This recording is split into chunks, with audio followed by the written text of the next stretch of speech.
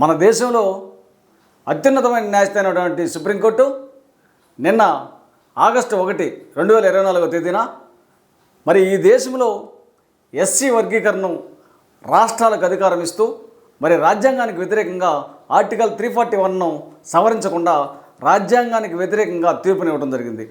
ఆ రోజున ఈ భారతదేశంలో ఉన్నటువంటి మరి మాల ఉపకులాలందరికీ బ్లాక్ డేగా చెప్పుకోవచ్చని తెలియజేస్తున్నాను. అయితే వాస్తవంగా ఈ సమాజంలో ఎవడైనా మనిషి తలుచుకుంటే ఏదైనా సాధించవచ్చు, అసాధ్యమైనది ఏది ఉండదు.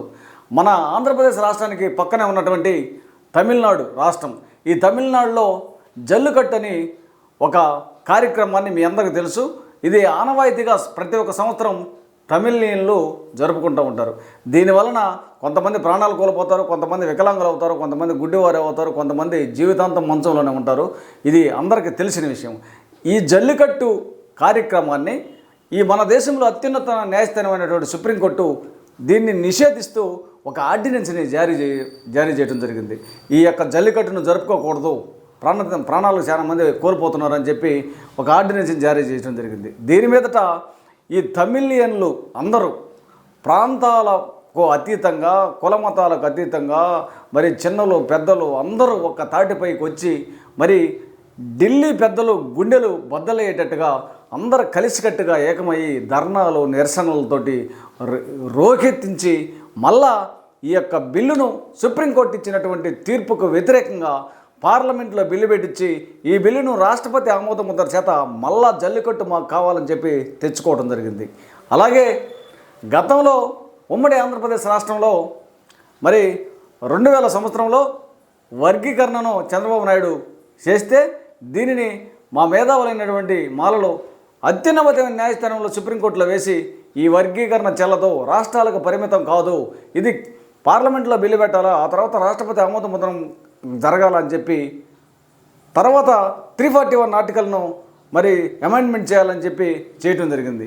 అదేవిధంగా ఈ రాష్ట్రంలో ఉమ్మడి ఆంధ్రప్రదేశ్ రాష్ట్రంలో మరి ఆ రోజు మరి సోదరుడు మందకృష్ణ 94లో ఎంఆర్పిఎస్ ఉద్యమాన్ని తలపెట్టినప్పుడు ఈ రాష్ట్రంలో మాలలకు నేనున్నానని చెప్పి మరి స్వర్గీయ పివి రావు గారు బయటకు వచ్చి మాల మహానాడును స్థాపించి మాల మహానాడు వ్యవస్థాపకుడిగా ఉండటం జరిగింది. ఆయన మరి అనతి కాలంలోనే గుండెపోటుతోటి హఠాత్తుగా మరణం చెందడం జరిగింది.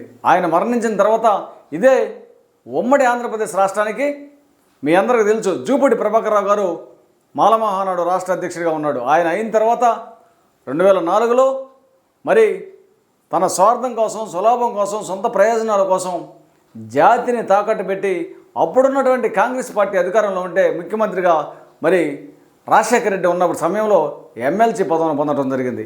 ఆ తర్వాత 2వ టర్మ్ కూడా మళ్ళీ ఎమ్మెల్సీ పదవిని పొందడం జరిగింది. పొందిన తర్వాత మళ్ళా రాజశేఖర రెడ్డి చచ్చిపోయిన తర్వాత వాళ్ళ కుమారుడు పార్టీ పెడితే ఇక్కడ ప్రకాశం జిల్లా కొండేపిలో ఎమ్మెల్యే టికెట్గా తెచ్చుకొని ఓటమి పాలు చెందడం జరిగింది. ఆ తర్వాత మళ్ళా 2014లో రాష్ట్రం విడిపోయిన తర్వాత చంద్రబాబు నాయుడు ముఖ్యమంత్రిగా అయినప్పుడు ఆయన అధికార పార్టీలో మళ్ళా చేరి టీడీపీలో 2 పర్యాయాలు ఎస్సీ కార్పొరేషన్ చైర్మన్గా చేయడం జరిగింది.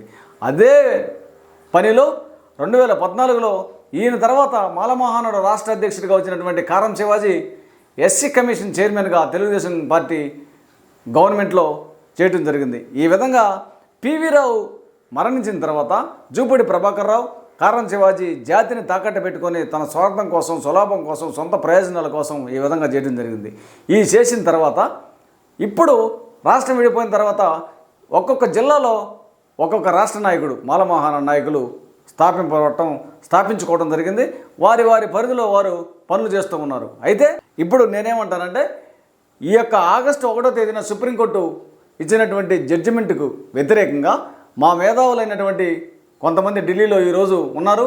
వీరు రివ్యూ పిటిషన్ ఇదే సుప్రీంకోర్టులో మాకు 9 మందితో కూడినటువంటి ధర్మాసనం జడ్జిమెంట్ కావాలా, మొన్న 7గురితో కూడినటువంటి జడ్జిమెంట్ ఇచ్చారు, 6:1% జడ్జిమెంట్ ఇవ్వడం జరిగింది. కాబట్టి ఇప్పుడు 9 మందితో కూడినటువంటి జడ్జిమెంట్ మాకు కావాలని చెప్పి రివ్యూ పిటిషన్కు రెడీ అవుతున్నారు.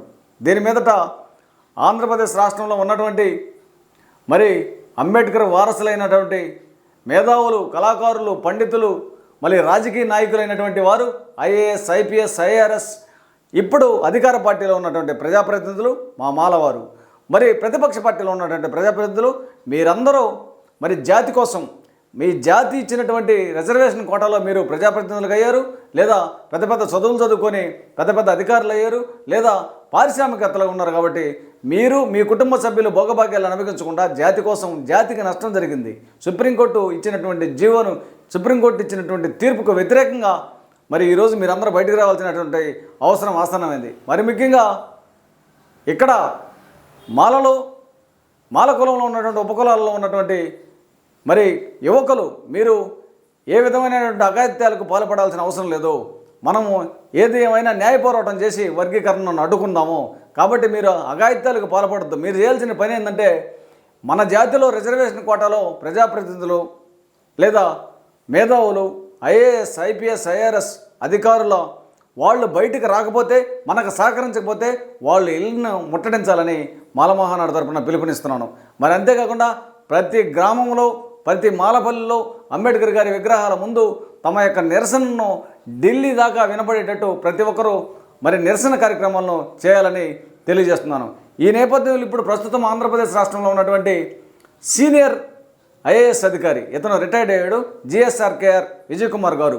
ఈయన ఒక పార్టీని స్థాపించి నడుపుతూ ఉన్నాడు. అలాగే సీనియర్ జడ్జి అయినటువంటి మరి జడా శ్రవణ్ కుమార్ గారు, కత్తి పద్మారావు గారు, ఇలాంటి మేధావులు బయటకు ఖచ్చితంగా రావాల్సిన సమయం ఆసన్నమైంది. మీరు బయటకు వచ్చి జాతి బిడ్డలకు జరుగుతున్న అన్యాయాన్ని గురించి, ఈ అన్యాయాన్ని వ్యతిరేకించడానికి సహకరించాలని మాలమహానాడు తరపున తెలియజేస్తున్నాను. కాబట్టి ఈ రాష్ట్రంలో ఉన్నటువంటి ప్రతి ఒక్కరూ ముక్తకంఠంతో బయటికి రావాలి. బయటకు రాకపోతే మనం మాలా మేలుకో, నువ్వు మేలుకోకపోతే నీకు జరిగేటటువంటి నష్టము మరి చాలా విధాలుగా జరుగుతుందని తెలియజేస్తున్నాను.